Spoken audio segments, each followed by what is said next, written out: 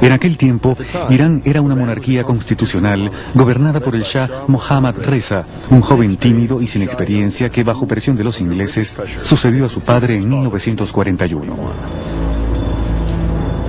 Comenzó con un conflicto social. En marzo de 1951, en vista de que la Anglo-Iranian no reconoció las exigencias de los trabajadores petroleros, estos iniciaron una huelga que paralizó la región de Abadan, la enorme terminal petrolera iraní, y que se extendió rápidamente por todo el país. La nacionalista y moderna élite iraní, que no tenía ninguna contraparte en los demás países vecinos del Medio Oriente, aprovechó esta oportunidad para hacerse oír. Fue liderada por un carismático parlamentario de la oposición, el doctor Mossadegh. Era médico, y su temido talento como orador era bien conocido por sus colegas parlamentarios de la Asamblea Nacional. En ese periodo de disturbios, y confrontado por la inflexibilidad de las grandes sobre las exigencias de los trabajadores, el gobierno conservador se vio obligado a renunciar. El 26 de abril de 1951, el Parlamento le pidió al doctor Mossadegh que formara un nuevo gobierno. En la cima de su popularidad, Mossadegh sometió a votación ante los miembros del Parlamento una ley que autorizaba la inmediata nacionalización de la Anglo-Iranian. Se llevó a cabo 3 días después, el 29 de abril de 1951. Mossadegh declaró: "El propósito de esta nacionalización es brindar felicidad y prosperidad a nuestro pueblo, así como garantizar la paz en el mundo".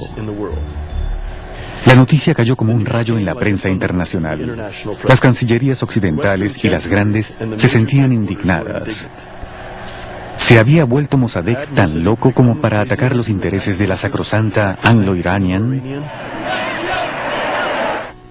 La Anglo-Iranian, operando como lo hizo en una región bastante remota de Irán, en el suroeste del país, había establecido realmente una gran presencia en esa región, convirtiendo a Abadan en un pueblo de la compañía con todas las instalaciones respectivas.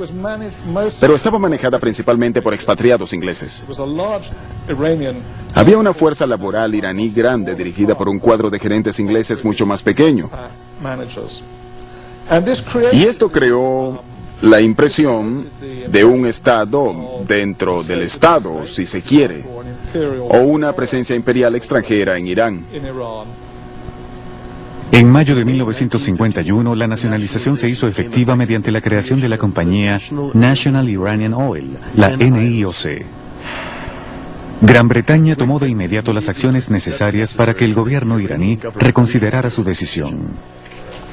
Pero Mossadegh se mantuvo inflexible. Más aún, con el respaldo tanto de la población como de los rusos, incluso provocó a los ingleses al arrestar y expulsar a sus ejecutivos del país. En este país, que carecía de una élite petrolera local, la decisión sería catastrófica para el futuro de la naciente compañía nacional. Para tratar de encontrar una solución a la crisis, los ingleses llevaron el asunto a la Corte Internacional de Justicia de La Haya, la cual dictó sentencia legitimando la posición inglesa. Mossadegh, apoyado por Moscú, refutó la sentencia, alegando que el asunto era netamente iraní y que por lo tanto no era competencia de las autoridades internacionales. Estados Unidos se involucró en la batalla, pero no sin tener en cuenta sus propios intereses. Envió a una delegación liderada por Averell Harriman y Walter Levy, el famoso experto en petróleo, que llegó a Irán con la misión oficial de lograr un acuerdo entre Londres y Teherán. Una vez más, Mossadegh se rehusó. Mossadegh en sí no era una persona compleja, y creo que probablemente uno de los problemas serios que tuvo la delegación negociadora fue que él, sin duda alguna, era muy sincero en cuanto a su encarnecido sentimiento antibritánico y antiimperialista. Y eso hizo que le fuera muy difícil llegar a un acuerdo con los ingleses sobre la nacionalización de la Anglo-Iranian. Porque una vez que llegase a un acuerdo que de manera realista implicaría al menos algún elemento de compromiso, en cierto sentido habría pactado con un enemigo con el cual jamás estaría de acuerdo. Londres respondió a la inflexibilidad de Mossadegh, organizando un boicot total del petróleo iraní, considerando que pertenecía legalmente a la Anglo-Iranian y no al gobierno de Teherán. Gracias a la solidaridad irrestricta de los países occidentales hacia Inglaterra y a la supervisión de la Armada Real, no salió ni una sola gota de petróleo del puerto de Abadán.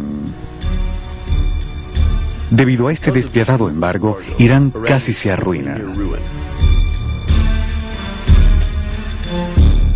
Mossadegh, que quería solucionar esta crisis económica sin precedentes, fue a abogar por su causa ante Washington. Sin embargo, se rehusó a seguir el consejo de Estados Unidos de mostrar moderación y, debido a esto, su futuro político sería muy corto. En Teherán obtuvo un apoyo enorme del pueblo, pero sus partidarios cada vez tenían más y más enfrentamientos con los seguidores del Shah, quienes querían negociar el fin del embargo lo más pronto posible. Durante julio y agosto de 1953, las cosas se aceleraron. Mossadegh organizó un referéndum solicitando poderes plenos, el cual ganó fácilmente.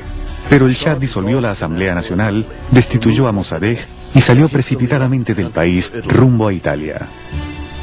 El país estaba acabado y al borde de una guerra civil, el momento ideal para un golpe de Estado que fue dirigido por el general Zahedi, compañero cercano del Shah, y quien era apoyado activamente por los servicios secretos de Inglaterra y más aún por la CIA. En aquel momento, Estados Unidos enfrentaba el apremiante asunto de contener el comunismo a nivel global. Existía la preocupación de que un Irán desestabilizado abriera las puertas para que el comunismo se propagara y que éste tuviera en el país persa una influencia mayor de la que ya tenía. Así que hubo una profunda motivación estratégica para tratar de lograr cierta estabilidad en Irán. Sin embargo, y esto ocurre con el tiempo, no necesariamente estuvo presente desde un principio. Una vez que los estadounidenses se convencen de que Mossadegh no puede estabilizar a Irán, que su posición generaba inestabilidad, es muy probable que eso los haya llevado a articular el golpe de Estado que sacó a Mossadegh del poder. Así que la posición de Washington fue crucial, increíblemente influyente, bastante poderosa y muy decisiva en la forma como se trató toda la disputa. Mossadegh fue derrocado y puesto bajo arresto domiciliario. Se restableció el orden con mucha brutalidad y el Shah regresó de su corto exilio bajo la protección de Estados Unidos.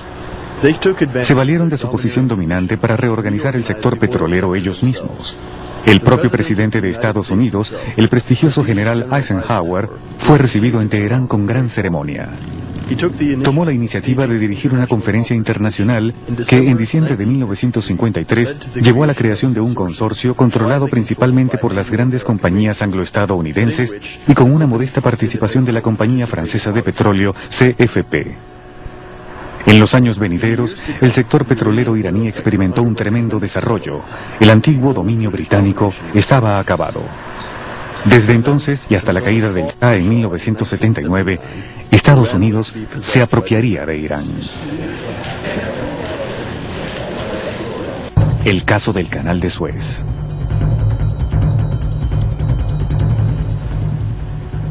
3 años después del desafortunado intento de Mossadegh, Gamal Abdel Nasser, un oficial egipcio de 35 años, asumió el reto y utilizó el petróleo como un arma contra los países occidentales. Aunque Egipto era un modesto productor de petróleo, poseía un tremendo activo geoestratégico, el Canal de Suez, principal vía de transporte para el crudo del Medio Oriente hacia Europa.